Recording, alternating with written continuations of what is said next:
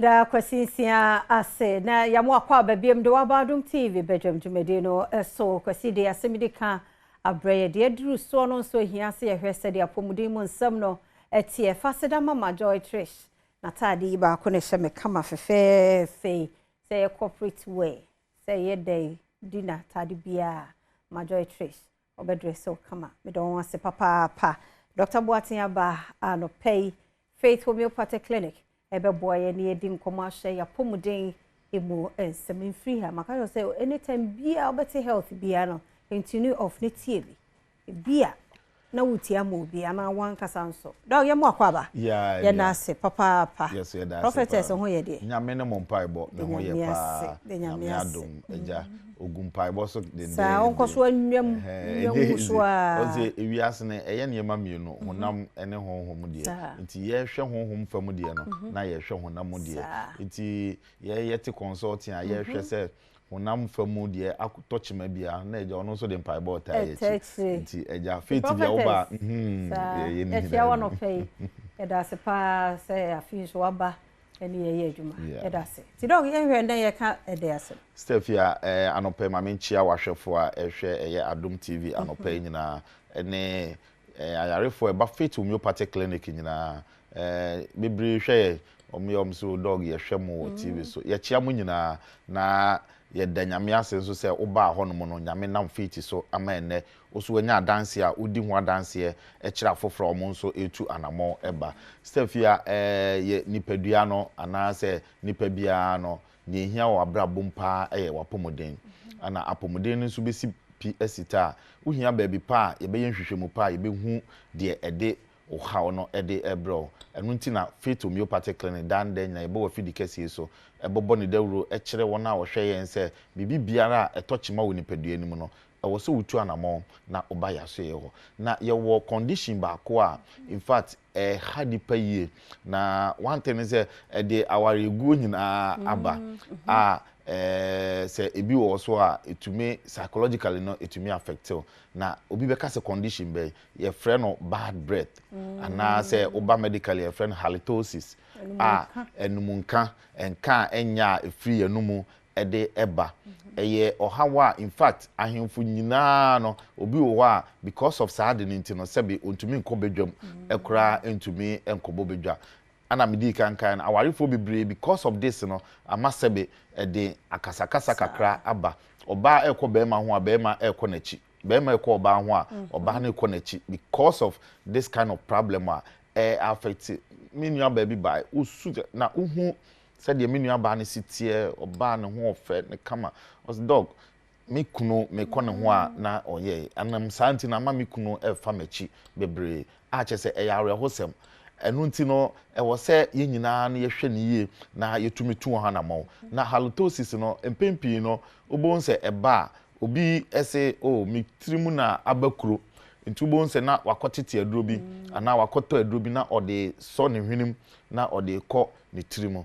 entisa se obi nya bad breath na che se ekuro ana aba ne trim ye was so many causes so a etumi de sa bad breath etumi edeba which a wanhwe ya untu wadwen enko eno so na de di kan no ye fra bibi oral hygiene eno no ye numu ya ankasa ekwan ya ye fa so edi ye numu no eni obi wo ho no ma sebe sister fia ye there are most of the people are omudidi wi a se ye koda ye brush ye teeth ana ye twitwi ye no omompe osori anopa otwitwi wi a eno ano no but hunu se wadidi anwumbre no na ode koda no there are so many plaques here ebetumi form between your gums ana se osinim ye ka se plaques here enuane na wadi no ekohyehyɛ osinim entubo nse forme saa plaque no na ubon se develop bacteria emmo wan kitenkete a yemfa yani ehu na saa mo wei etumi cause this halitosis ana se eye enum kankan ya etumi edeba enti no ni kwan se udidi wi a ukoda se o ade chia na metwetweme se e wo se utumi etwitwe wo se eno ye de edi kan se ora haje obi wo kra nso a ne sina ankasa ne gam no wanya problem ewo mu obi wo ho no mu a wanya inflammation bi ewo ne gam ne mu ni nyina no ewo se uhu dentist na ohwe se de o how na etumi aba wo gam mu a obetumi aboa na saa o how we free ho aside oral hygiene no ye wo digestive problems ana se ye yafunu no ye wo niema bi wo ho no mu a etumi emma aduane no se de wo se digest no etumi digest and eno nso no etumi kofa this bad breath ana se enum kankan no etumi de ba ye wo bibi ti se stomach ulcer betumi ama obi enya enumunka ana se duodenal ulcer no nso one of the ulcers no nso betumi akofa aba afi ye frɛ bibi acid reflux eno no ye acid ye wo nipaduanim ana ye wo ye yafunu ni mo ebi wo wa edoso saa ebi wo wa etumi boba yambo ehono mo no ti obi wo wa obo nso onya heartburn ana ne bo no ehyehye no otanya saa symptoms na the probability say ebetumi am wonya bad breath ne nso ewo soro enti eno nso ebetumi akofa this halitosis ana say enumka no etumi ede abrel afei nso no ye wo bibi ti say liver problem obi wo ho a ebia na ne brebo no ana eho atechema na dwumadi e wo se brebo ni di no entumi endi ne ye eba sa eno nso tumi de indigestion eba etumi kofa so many condition ba eno nso betumi develop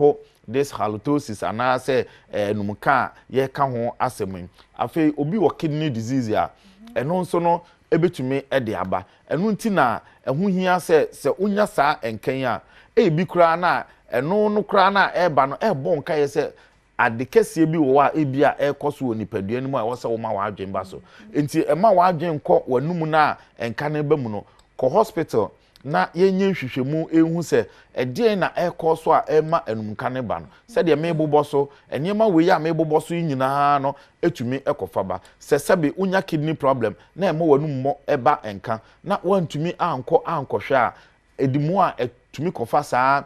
major problem etumi ede eba afi ye wo other conditions bibi ti say diabetes obi wo wa onya diabetes ya eno nso no etumi kofa enumuka etumi ede bre no enti ewo se saa niema we nyina no se unhu se unya this kind of bad breath na ewo se otu anamon eno ti na faith homeopathic clinic ye se wo ba ye ho no mo a ye hwe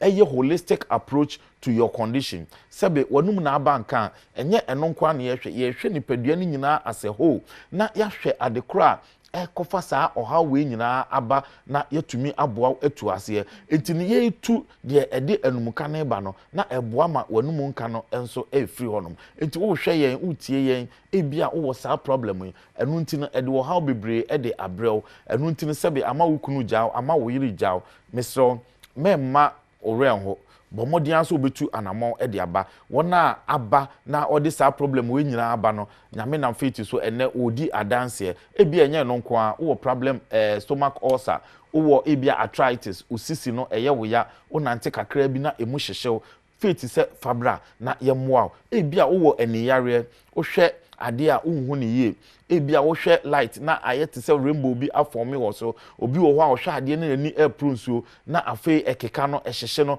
faith se fabra ya so ye ho no mo na yemoa wa da duro so ache ewo yare bi ho wanomo a still a yare no kwa na ekosoro bra faith na yemfa ya fidie no enhwehwe nipadua nim na yenhu ade kropoti a enu nti no yare no wo ho a wonum adu na still a no enko na yemoa na yentumi enyu mfrim bra na yemfa wonko detoxification machine a eno betwe toxic substances a ewo nipadua nim nyina afiri honom afei uba so a ye wo fat burner machine a eno nso no ye nam so ede twe fat anasrade bia eba ye nipadua nim ema ni nyina no efiri honom na utumi enya wahoto mesrew fa ye number no na freye na bomodi aso obetu anamo na waba yeso ye honom ye number no eye 0547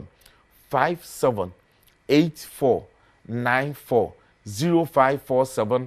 578494 oba Accra hanom a ye wo eye Santa Maria eye Abuya Junction baby a wo de osi abuya junction wa abo si signboard si ho Kumasi nso ye wo ahenema kokoben eye 18 mu ho no mo a afei Koforidia nso no udu ayo wo Pole junction ana afei Takrade ye wo Anaje police station wa adjacent the police station no ana Bogo so no ye wo Old Aseda eye Boga Bronsa na wo station wo na chi ho no mo a ubohu Faith Homeopathic clinic e wo ho se ye di eduma mesrew yare biara atani pedua no ache no fabra ya so ye ho na ye mmoa na ye ntu yare no ase emfi ho the number ni bie mu ni 0540710940 0540710940